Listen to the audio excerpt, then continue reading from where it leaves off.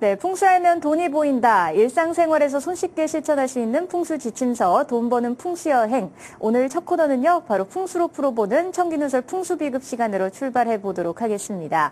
자, 오늘 이 시간에는요, 석화리듬으로 보는 대한민국 오행 운세에 대해서 이야기 나눠볼 텐데요. 그 가운데서도 연도별 간제에 따른 대한민국의 각 분야별 오행 운세에 대해서 이야기 나눠보도록 하겠습니다.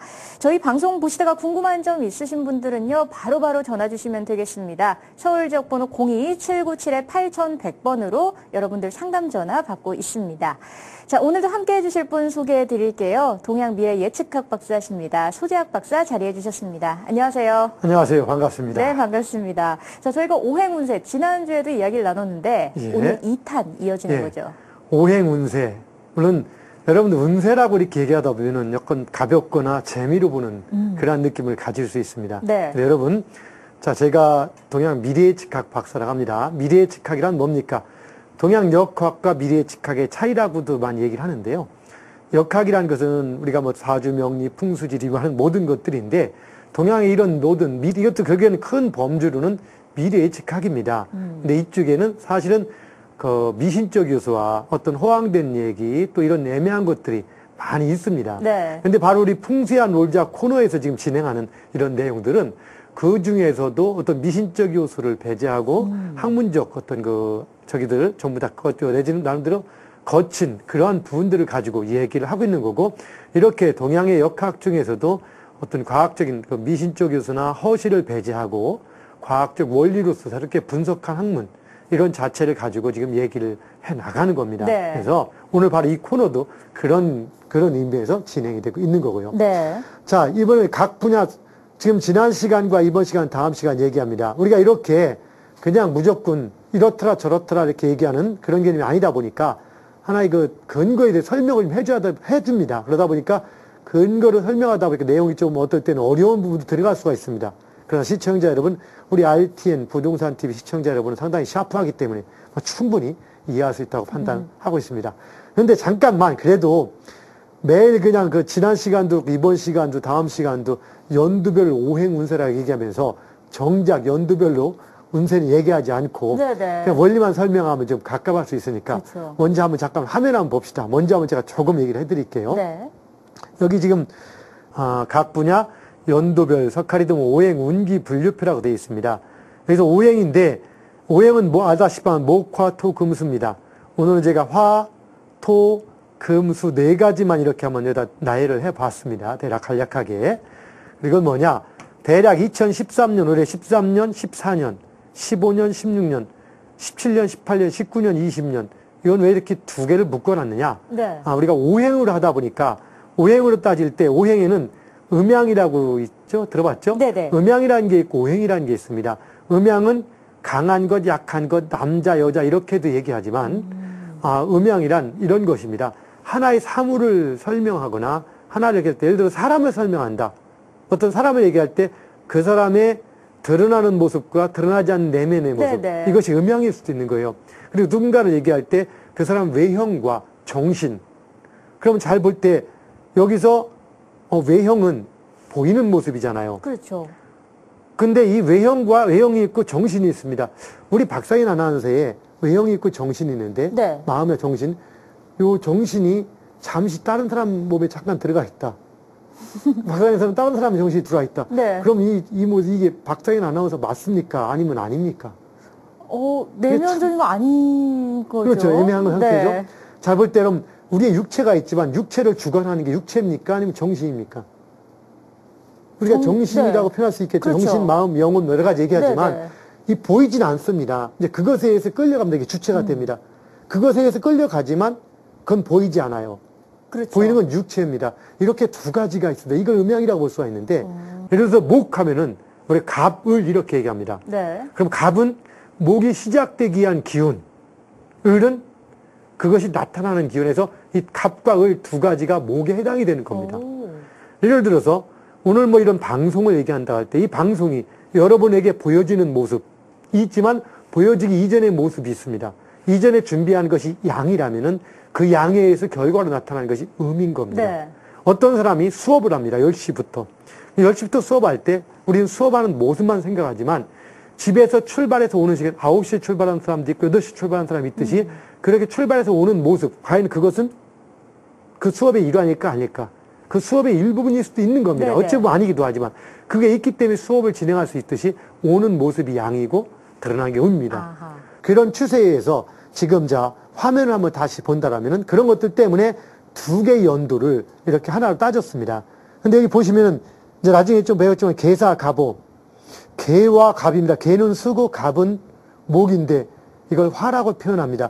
이거는 조금 다른 의미가 또 들어갑니다. 근데 어쨌든 자 이렇게 칠 때 개사년과 갑오년 이 두 해가 보통 화의 기운이 시작되는 시기와 화의 기운이 강한 시기 뭐 이렇게 얘기를 합니다. 그럼 오행에서 화가 강하면은 오행은 상생상계의 원리라는 게 있습니다. 화가 강하면 화하고 반대되는 수라고 하죠. 네네. 수는 강할까 약할까? 수가 약할 것 약하죠. 같아요. 예, 그래서 다시 보면은 2013년, 14년뿐이 아니라 2003년, 4년, 93년, 94년 항상 이럴 때는 수가 약하고 화가 강합니다. 그럼 어떤 일이 벌어지냐? 인체 각 분야에서 수가 약하기 때문에 신장, 방광 같은 게 약간 문제가 약해서 문제가 생기고 네. 그다음 화에 해당되는 심장은 강해서 문제 생기고 사회 현상으로는 해양이나 수산에 관련된 수의 관계들 쪽에 약해서 큰 문제가 생깁니다. 그 다음에 화재라든가 폭발 같은 이런 네네. 사고들이 날 수가 또 있는 게 있는 겁니다. 왜? 이건 화가 강해서 문제가 생깁니다. 그럼 수하고 화가 문제가 생긴다? 해양수산부하고 소방관제청하고 이렇게 아니면 화에 관계된 것은 문화라든가 어떤 연예, 영화 이런 네네. 쪽도 화에 관계된 겁니다. 그 뭐 현재 미래창조 이런 것도 이제 화에 관계되어 있지만 그럼 화하고 수하고 부딪히면 어디가 이길까? 당연히 화가 이기는 겁니다. 네. 화는 뭔가 실수를 해도 문제가 덜 됩니다. 왜? 파워가 세기 때문에. 수는 실수랑 문제가 생기는 겁니다. 올해 우리도 좀 안타까운 일을 겪었습니다. 세월호. 물에 관계된 거죠. 네네. 그리고 잘 따져본다면 해마다 3년과 4년, 93, 94, 2004 이렇게 보면 가장 큰 우리나라의 배회된 해양 사건들은 주로 3년에서 4년 사이에 많이 일어나게 되어 있습니다. 그리고 문제가 생길 때 누가 피해를 봅니까? 해양수산부나 아니면 뭐 저 해양경찰 뭐 없어진다고까지 하듯이 네네. 바로 그쪽이 이제 피해를 보는 현상처럼 나타납니다. 이런 흐름들이 올해 같은 것인 거고. 그러면 내년 어떠냐? 올 내년도 이런 현상이 비슷합니다.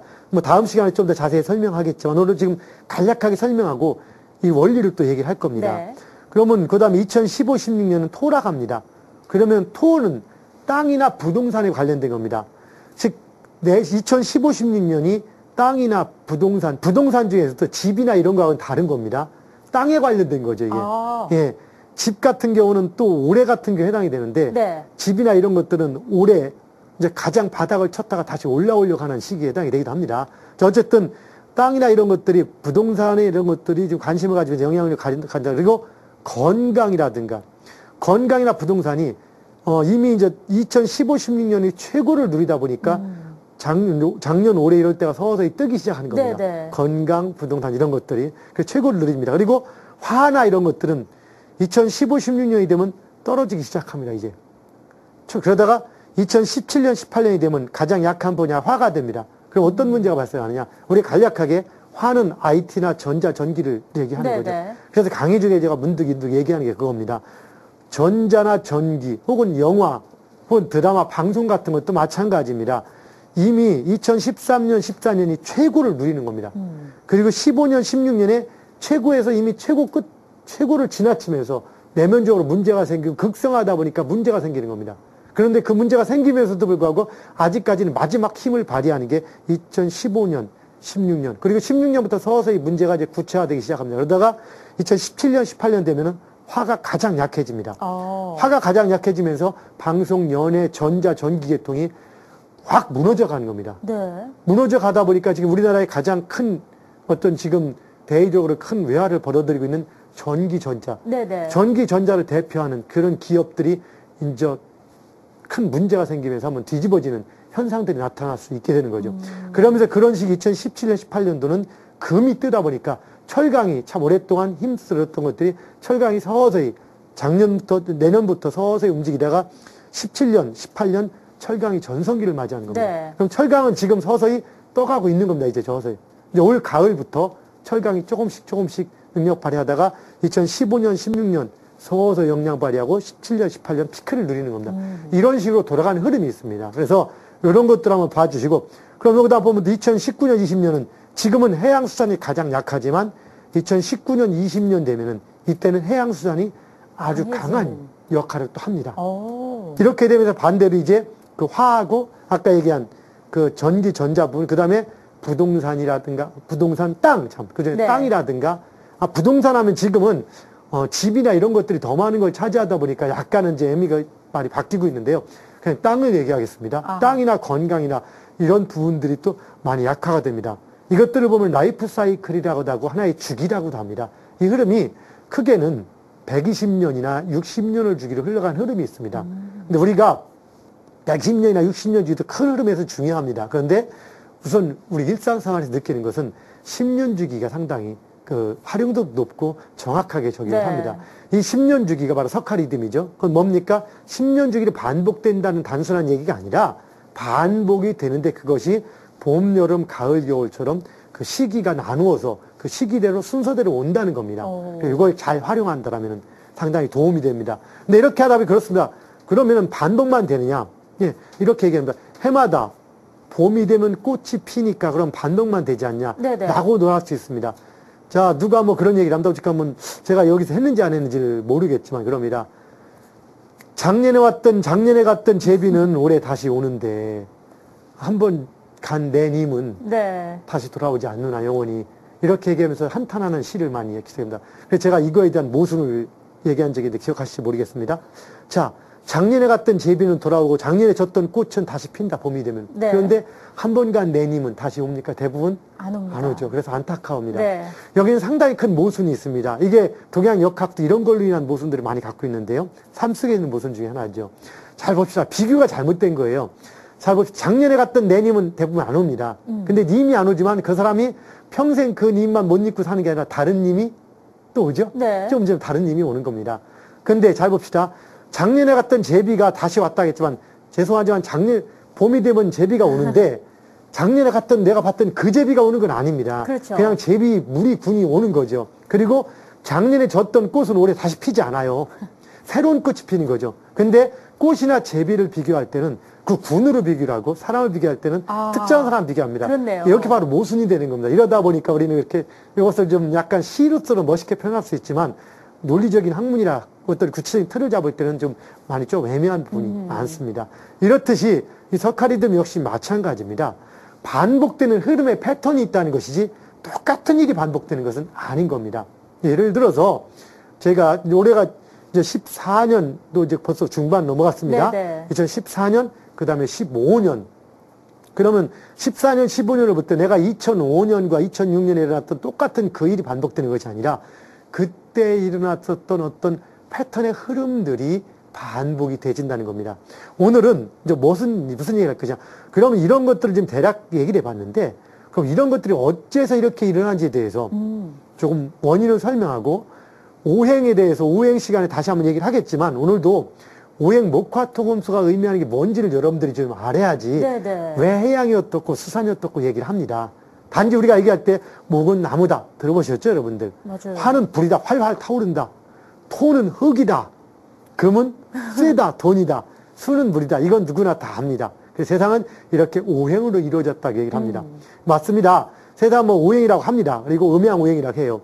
근데 세상이 진짜 물, 불, 나무, 흙, 쇠 5가지로만 이루어진 것은 아닙니다. 네. 그 이상도 있습니다. 근데 우리는 일단 오행으로 얘기를 하죠. 그럼 이것들이 왜 그렇게 얘기하고 또 왜 나무를 목이라고 얘기하고 뭐 이렇게 하는지 이런 것들을 조금은 알아보고 그 다음에 해필 요 특성을 알아봐야지 우리가 설명을 하면서 올해가 무슨 해인데 어떤 것 때문에 그렇다라고 이해를 할 수가 있습니다. 그리고 여러분들 신문이나 텔레비 보면 가보년을 딱 보면서 청마의 해가 떴고 맞아요. 그렇죠? 그 다음에 청마가 어떻고 청이 또 의미하는 게 뭡니까? 나무가 떴고 나무와 불이 있다 이런 얘기를 많이 하는데 그런 것들을 좀 알 필요가 있을 것 같습니다. 화면 이쪽엔 칠판을 좀 보면서 이 얘기를 좀 해나가도록 하죠. 네. 잘 보이는지는 모르겠습니다. 잠깐 제가 아까 써놓긴 했는데요. 자, 오행은 우리가 잠깐 제가 한문을 한번 좀 써볼게요. 못 쓰는 글이긴 하지만. 자.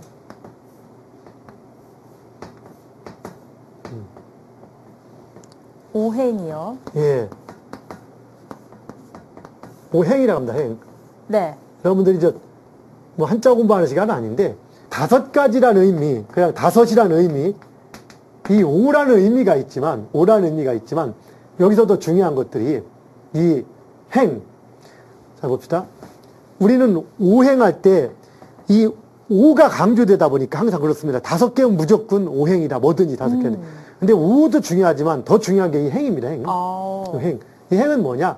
여기 행이라는 그냥 간단하게 움직임. 네. 행이라는 건 움직임을 얘기하지 멈춰 있는 걸 얘기하지 아닙니다. 이걸 보면은 요거 이렇게 나눠서 얘기할 수도 있는데 뭐 안감질촉 이렇게 식촉 뭐 이렇게 얘기도 하고 이것은 움직임인데 그냥 움직임이 아니라 이렇게 왔다 갔다 하는 움직임. 그럼 5개의 움직임을 표현한 게 오행이라고 합니다. 네네. 그럼 왜 움직임이라는 유래가 나왔을까? 결국엔 오행이 물론 신비주의에 의해서 그 5가지 요소라고 설명이 되지만 그게 아니라 음양이나 오행들은 자연현상을 설명한 겁니다. 우리가 자연현상의 근데 가장 기초가 뭘까? 기본이. 자연현상의 가장 기본은 바로 옛날부터 해가 뜨거지는 거에 의한, 뜨거지는 모습에 의한 그러한 그 현상들을 그렇죠. 얘기하는 겁니다. 그걸 뭐 주역에서는 이름, 일양, 지위도라고 표현해서 한 번 음하고 한 번 양하는 것이 도다. 그럼 뭔 얘기냐? 한 번 해 뜨고 한 번 해가 지는 것. 그건 무슨 얘기냐? 세상 사람들이 어떤 것들의 변화를 느낄 때, 네. 변화를 찾는 학문이고, 미래는 시간의 흐름인 겁니다. 모두 시간을 찾는 것. 시간과 변화를 논할 때, 우리 변화라는 것은 시간하고 밀접한 겁니다. 즉, 시간이 움직이지 않는다면, 즉, 동과 정할 때 움직이는 것은 바로 여기서 이렇게 움직일 때 이 시간에 의해서 움직임이 네네. 표현이 되는 겁니다. 그럼 우리가 볼 때 예전부터 지금까지 가장 크게 느껴지는 시간의 흐름이 뭘까요? 하루인 겁니다, 하루. 1시간, 2시간도 아니고 하루. 그렇죠. 해가 뜨는 변화. 그 해가 뜨는 변화를 해가 뜨는 2가지로만 표현한 것은 음양.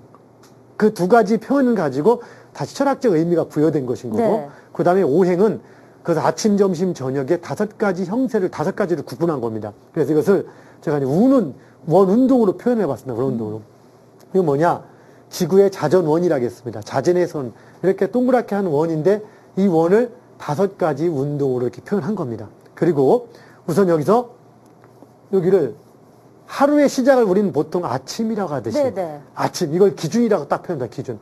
이걸 기준으로 놓고서 한번 따집니다. 따지면 기준이니까 이쪽은 이걸 목이라고 칠 때 목 운동은 시작이요. 화 운동은 끝이요. 수 운동이요? 아니, 수 운동은 네네. 끝이요.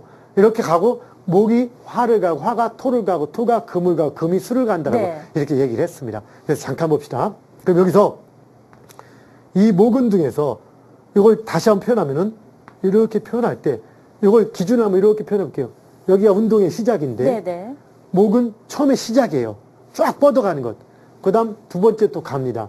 그 다음에 요 토 운동을 딱 보면 토는 운동이 이 처음에 운동하고 볼 때 운동이 좀 방향이 바뀌는 과정인 겁니다. 즉 목과 화를 볼 때는 운동이 쭉 시점부터 멀어져 가는 운동인 거고 네. 그 다음에 이 금과 수를 볼 때는 운동이 다시 오는 운동이에요. 목화는 가는 운동, 금수는 오는 운동. 네. 토는 어때요? 이것을 가는 운동을 오는 운동으로 바꿔주는 역할을 합니다. 네. 그렇죠? 네. 바꿔주는 것. 그럼 우리가 이렇게 칩시다. 아침에 해가 떴습니다. 해가 떠서 해가 쫙 가로등이 떠서 갑니다. 여기 땅입니다. 해가 집니다. 네. 여기는 밤인 거예요. 뭔지 아시죠? 이렇게 들어간다 치면은 해가 뜨는 과정. 그러면 목화하고 금수를 칠 때 어느 게 화려한 의미일까? 목화가 밝고 화려한 의미가 네. 되겠죠. 그러면 시작이라는 의미, 즉 이렇게 쭉 가는 의미는 목화입니까? 금수입니까? 가는 의미요? 쭉 간다. 출발해서 쭉 간다. 목화죠. 목화죠. 네. 그래서 목화는 쭉 가는 겁니다. 네네. 그리고 금수는 쭉 돌아오는 겁니다. 그렇죠. 그러니까 펼치는 의미와 능동의 의미가 목화에 분양이 되는 거고, 그 다음 돌아오는 의미와 수렴하는 의미가 금수에 있는 거예요. 네네. 그래서 목화는 양, 크게 볼 때, 이게 해가 뜨는 거니까 양, 금수는 여기는 뭐냐, 토는 해가 어디로 집니까? 땅으로 지니까 네네. 땅이라고 표현하기도 하고, 양과 음이 바뀌는 중간이라고 표현하기도 합니다. 중간. 네. 그래서 이 중간의 의미. 근데 여기서 잘 볼 때 중요한 게 또 뭐냐면은, 여기서 딱 기준으로 해서 볼 때, 잘 봅시다. 목도 같고 화도 같습니다. 어느 정도 높이. 그렇죠? 네. 금은 오고 수는 왔습니다.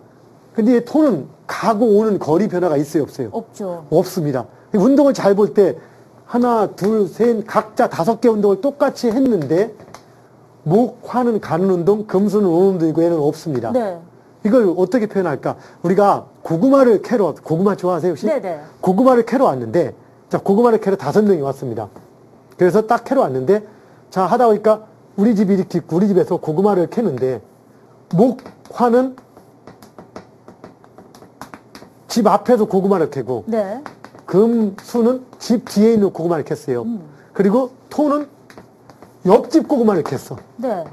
고구마 캔 사람은 5명이죠. 그렇죠. 근데 우리 집 고구마를 캔 사람은 4명이죠. 4명이죠. 이게 뭐냐? 관점의 문제가 옵니다. 절대적 사실 고구마를 캔 사람은 5명이지만 우리 집 고구마를 캔 사람은 4명인 겁니다. 바로 상대적 관점. 네네. 그러니까 우행을 아무 기준이 없이 볼 때는 목, 화, 토, 금, 수 5개 운동이 있지만 이 기준에서 어떤 기준을 가지고 볼 때는 멀어지고 가까워지는 기준만 본다면 목, 화는 멀어지는 운동이요. 금수는 가까워지는 운동이 있는데 토는 뭔가 있긴 있는데 그런 운동이 없습니다. 그냥 변화시키는 운동. 그래서 네. 이 토는 예외가 됩니다.